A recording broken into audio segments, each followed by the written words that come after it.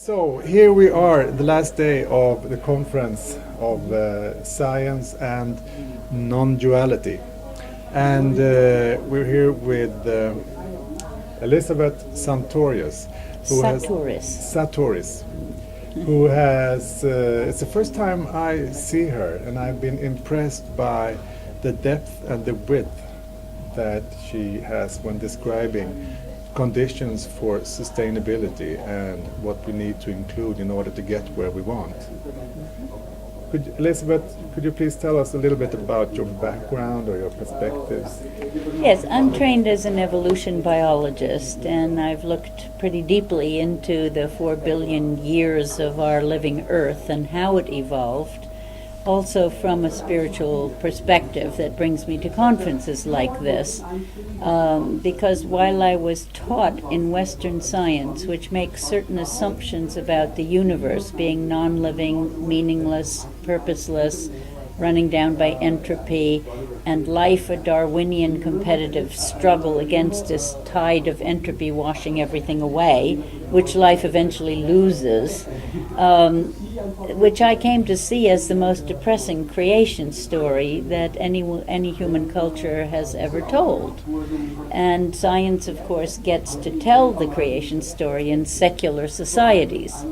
So I looked again at how can this evolution work if we do assume that this is a living universe in which the process of the universe is the self-creation of living systems in all their complexity, from galaxies down to Earth's living planets that then evolve living ecosystems and societies eventually of beings like ourselves.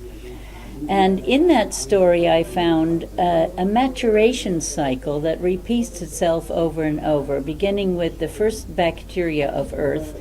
And bacteria had all evolution to themselves for half of those 4 billion years. For 2 billion years, only bacteria evolved on the Earth, packaging themselves out of the Earth's crust, inventing all kinds of lifestyles, being feisty and competitive and rather Darwinian for a very long time.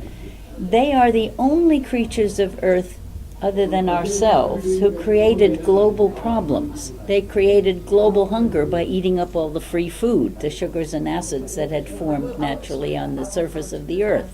And when they had eaten those all up, they had to get inventive and harness solar energy to make food. And then again, making food from solar energy is a process of photosynthesis, and the waste gas from that is oxygen. They were so successful in doing this that the oxygen piled up, absorbed by the seas and earth, and then eventually piling up in the atmosphere, until that caused global toxicity, global pollution. And then again, they solved that problem by inventing a lifestyle in which you use oxygen to make a living. So it's fascinating to me that in addition to solving global problems that were their own creation, they also invented such technologies as photosynthesis and as nuclear piles to keep themselves warm. They concentrated uranium, and they invented the first electric motors, which are made of 40 different proteins in rotors, stators, ball bearings, camshafts, all the parts of motors.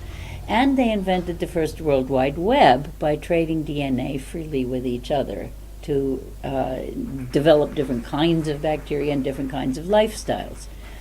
So what happens after that long period of this very creative and feisty competition and problem solving is that they come to the understanding that it is cheaper to feed your enemies than to kill them. And this is where all species afterwards had to learn this if they wanted to survive, that you have an expansion economy to a certain point. Your body did it, it grew to a certain point, and then it has to level off into a period of sustainability. That's what we humans are learning right now. When the bacteria learned that, they formed huge cooperatives of different kinds of bacteria working together, each giving some of their DNA to a central library we call the nucleus of the cell. And this cell, which has never had to be reinvented since, is the cells that we are made of. So the nucleated cells, the fruit of cooperation after a long period of competition, become the new entities on the planet. And then they go through another billion years of their own youthful expansion and creativity and diversity before they get the same thing. It's cheaper to feed your enemies than to kill them. And so they develop multi-celled creatures as cooperatives. And of course, we are multi-celled creatures. Now, the rest of evolution you learned in school, where, it starts in the sea and you come out onto land and we get flowering plants and mammals and all of those things, so I don't have to repeat that part of the story. So we can skip now to where humans come into the scene. And humans, for about 100,000 years that we've been around, learned cooperation at the tribal level after a lot of competition and started to build big urban centers, which were the equivalent of the nucleated cell in our social terms. Then those big urban center cooperatives were new on the planet and went about 4,000 to 6,000 years when they began forming, went into again the youthful mode of competition. And that's where we are now, is we're reaching the adolescent, the end of the adolescent phase. And our globalization process is showing that we have grown our economy to the limits of our planet, and we have to become sustainable now. So we have to realize that it's cheaper to feed our enemies than to kill them, and stop making war on each other, and build our sustainability. Fortunately, we have our bodies as role models. Our bodies are cooperatives of these giant bacterial cooperatives, so cooperatives of cooperatives, to the tune of 100 trillion cells, each of which is as complex as a large human city, working in concert with each other, and through communion rather than communication, knowing themselves as part of a cooperative. And no organ in our bodies is exploiting the others or trying to get it to be like itself. I like to say, what if our world economy were done in our bodies? We would call the heart-lung system the northern industrial organs. And of course, they have to get raw material blood cells from bone marrow all over the body. So they mine it and it comes up to the heart-lung system where the blood is purified and oxygen is added and it makes a rich blood. Now, if we were using our global economics model, then the heart would say, as a distribution center, the body price for blood is so much today, who wants, and then you sell it to the rest of the body, and some of the organs, maybe some of the bones even, that contributed the raw materials would not be able to afford it. And so it's very clear that we can't live in a capitalist economy in our own bodies. What do we do with that when we know that this was good for expanding the economy and we all grew to a certain size before we leveled off? Now we have to shift into a different kind of economy. And the best models I know in the world are neither communist nor capitalist, but they are living economies that mimic nature much more closely than anything we have done so far in our larger societies. And I could talk about a few of those role models if you like. Now or later, how much of this is just remembering who we are, and how much is inventing something completely new that we sort of have to invent ourselves? The role of evolution biology, I think, is to show us the long trajectory of the past in which nature learned again and again what it means to move from expansive creative societies into sustainably creative societies. And so there's a point in helping humans remember the biological past. We also have to recognize that, in my view of things, that we are spirit having a human experience, and that we are here to ground cosmic love in our societies. And I think possibly the reason why democracy has not worked as well as we had hoped it would work is because we cut ourselves off from our spiritual interconnections. And I mean, we're even biologically, we breathe each other's cells all the time, and we breathe in bits of DNA from other species, and our body knows which ones it might want to keep and which ones it rejects. And Our guts are full of bacteria that are not within our cells as descendants of the ancient bacteria, but occupy our guts to the tune of about 1 quadrillion of them. And the newest information is that they run 85% of our immune systems. So we had better watch what we eat, what we feed them, because they are the ones keeping us healthy. And we have to stop seeing bacteria just as disease germs, because it's a tiny percentage of them that are causing problems, and the huge majority of them are we couldn't live without. They digest our food and run our immune system, do all kinds of wonderful things for us.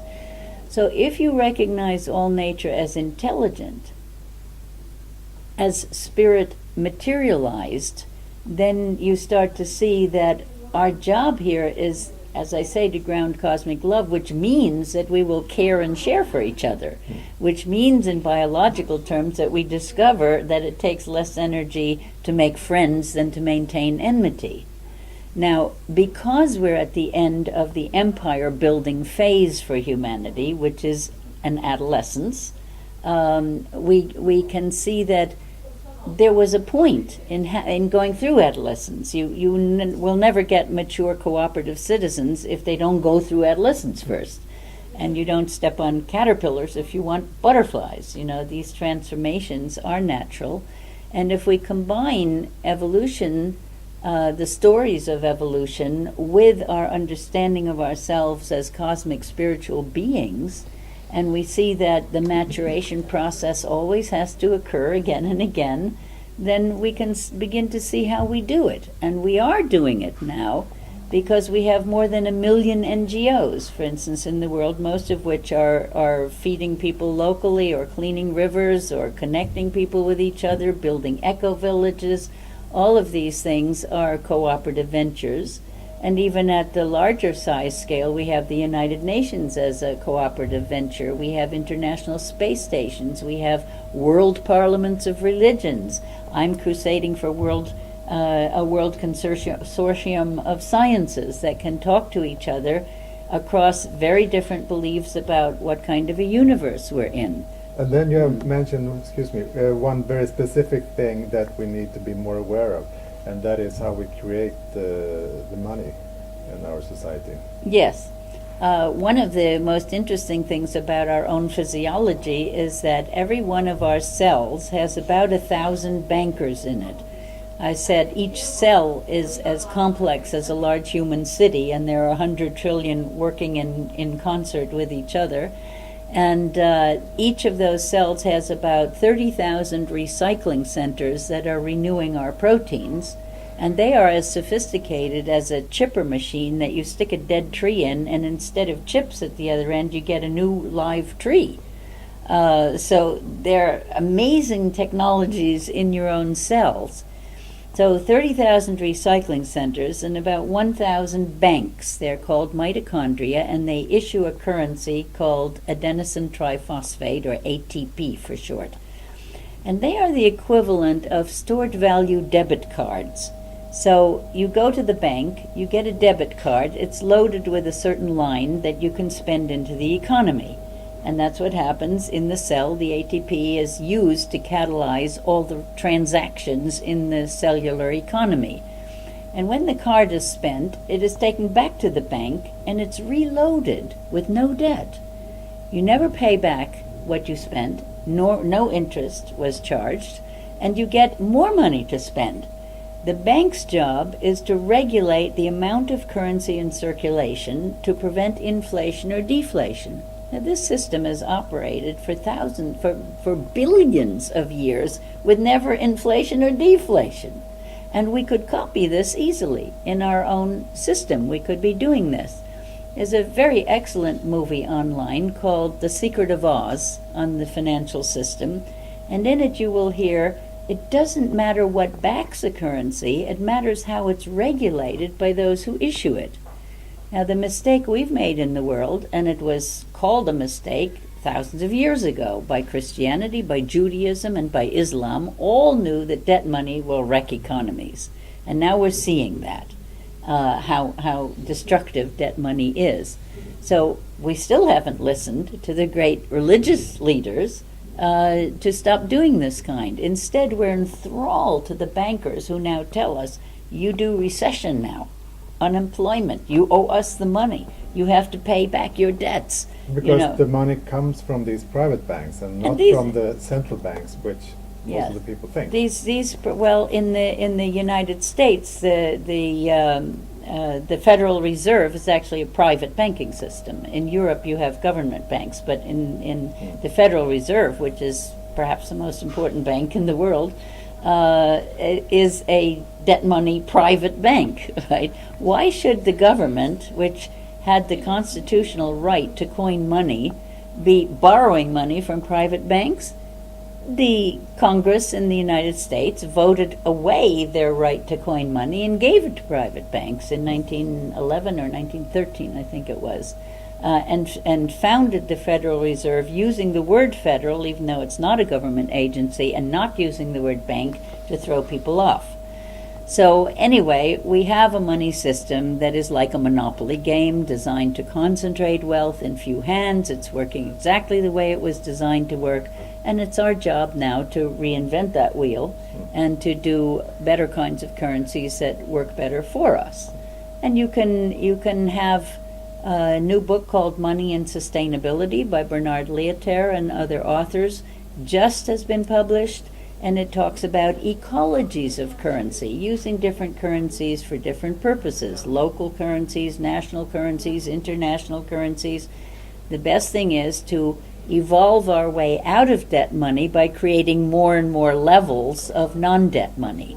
So we can do this in the United States. It's legal. You don't call it dollars or euros or make it look that way. It doesn't matter how you make it look. You can call it In Community We Trust and call it ours or whatever you want to call it. And in the U.S., you also have publicbankinginstitute.org, which is promoting the idea of having a state-owned bank, which there is one in North Dakota. Yes. And now there's some 14 states that are getting their own State banks. banks. State Yes, banks. state California banks. being the next one. And in the UK, you have positivemoney.org, which is also explaining how we can make a peaceful shift into another Yes, currency. and the Kennedys in Germany, Declan and Margaret Kennedy, have systems for express money, and there's a lot of information on the internet about alternative currency systems, for sure. So we can do all of these things, and we must do all of these things. We must recognize now that governments will not take care of people. And I have it on advice from someone who was very prominent in Shell Oil, who says there is no corporation in the world that can stop any of the crises coming. Not global warming, not financial collapse, not the aging populations of the world. All of these things we have to face, and we have to live with them. And we can. Humans have been through 10 ice ages. We managed that. I would think we can get through one hot age. And we can get creative. I went to Morocco a few years ago just to study how people lived well in deserts thousands of years ago with very low technologies, easy ones to create, and they have many ways of making themselves comfortable and feeding themselves and having enough water in deserts. So we can do these things, but we must look them square in the face and not pretend they're not happening, and be resourceful. And I think in the process we will learn real democracy, although we may not call it that. We may call it living systems, copying mature ecosystems that have worked out peaceful interchange. And I love the fact that no matter what your political persuasion is, you have the same kind of cooperative body. And one of my role models is Mondragon Cooperatives in Spain. A Catholic priest decided he didn't want an economy based on capitalism or communism, but on loving human relationships. So he went around in the bars, places where young people hung out, and asked them, how would you build an economy based on loving human relationships? And then they worked it out, they designed it, and they made it a commercial cooperative where the people own the business. that they work in, and they decided no salary should be higher, more than 10 times higher than the lowest one, and that the people at the bottom levels of the company would rotate into management, and people would share the experiences of the different levels of management and things like this, and they take care of each other. In a recession, if they have to fire 10% of the people, they still give them most of their salary, and they can retrain them if they want retraining, and then do it by lottery. And then the following year they can come back to work. If they still need to do this, they, by lottery, will let the others off for 1 year without dropping them from the community. And another wonderful model is the Sarvadiya movement of Sri Lanka, which was founded by Dr. A.T. Ariyaratne, and has been going for 50 years now. He's a good friend of Eunice's. They somehow worked out microfinance with each other, and they now have 15,000 villages in development. And the way they start with a new village is to teach the people to meditate on inner peace and on generosity toward each other. So it builds community immediately. As soon as someone develops, they share their gifts. So And the shift comes from within. It's not about changing what's out there. No. The attitude comes from within. The resources are out there, and many things can be done without money to start creating, to grow gardens, to raise. After the Soviet Union collapsed, I just wanted to tear my hair out hearing that Tyson's frozen chickens were being shipped to Russia. If the Russians can't grow chickens, I don't know, chickens get their own food out in any kind of greenery where there are grass and bugs. You don't have to feed them, they feed you. Nature's bountiful. The grasslands in the world today are a huge desertification problem and are burning.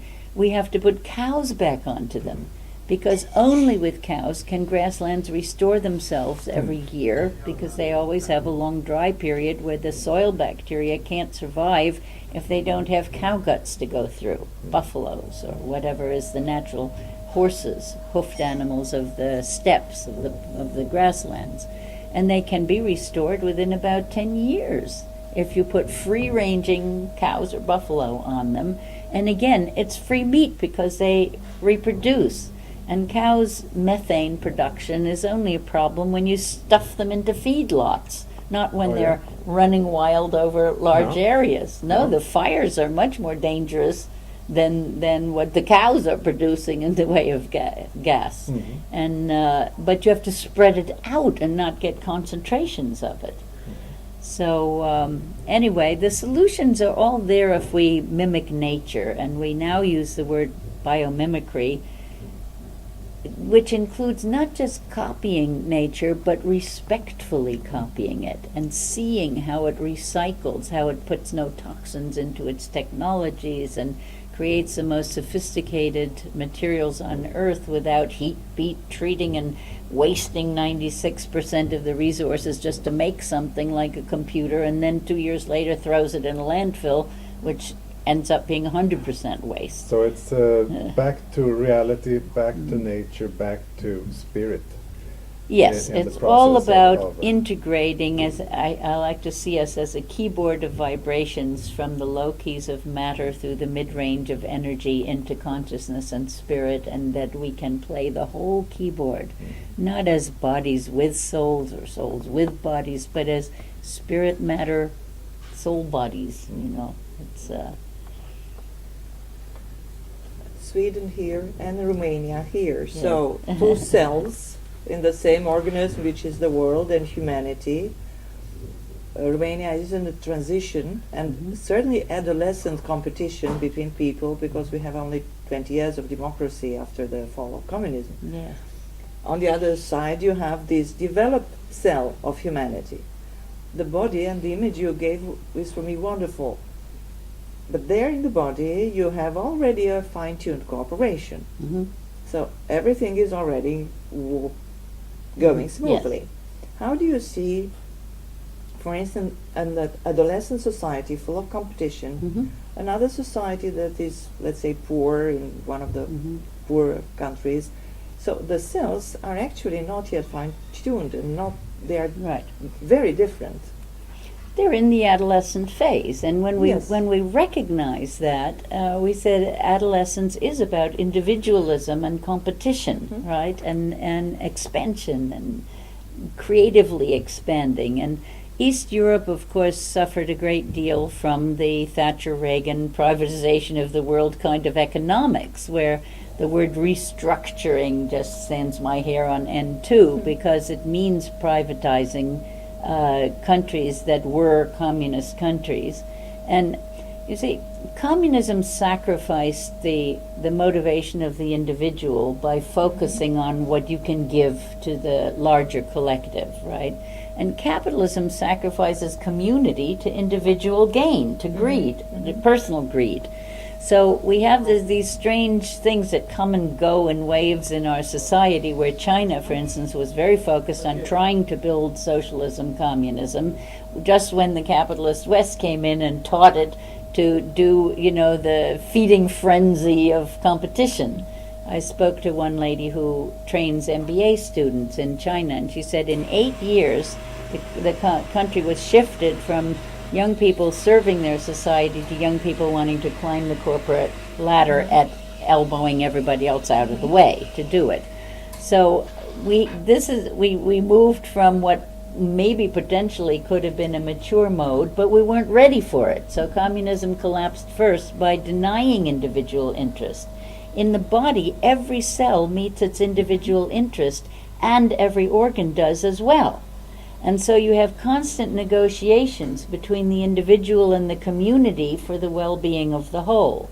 But And until you reach that stage, Yes. what do you do as, let's say, Yes. individual? Because in Right. Romania, it's lots of Yes. competition, young people, Yes. the other ones. How tell could you them help? tell them the story of evolution, in which again and again species go through this necessary juvenile competitive phase in order to reach maturity. Don't we expect every one of those young people in Romania to end up as cooperative community citizens by the time they're 40? Well, younger people Yeah. are more cooperative, and there is lots of entrepreneurship and really serving. The That's a issue very which good we sign. see is with the generation over 40. So Well, I part would- of the older yeah. cells Yeah. with some new intermediate cells, and the young ones are trying very hard. Focus on the young ones, because they are here to Okay. bring the new mature stage. And I like to say to children, you have to help the grown-ups grow up now. I mean, we all over the world teach our children, don't hit each other, don't take things from each other, don't call each other names, right? And then they Yes. turn on the television set, what are the grown-ups doing? Calling each other names, taking things away from each other, hitting each other, right? So the children know that we're hypocrites, that what we teach them isn't what the grown-ups are actually doing. So I like to say to audiences, what shall we do? Stop teaching children these things, or start practicing these things ourselves?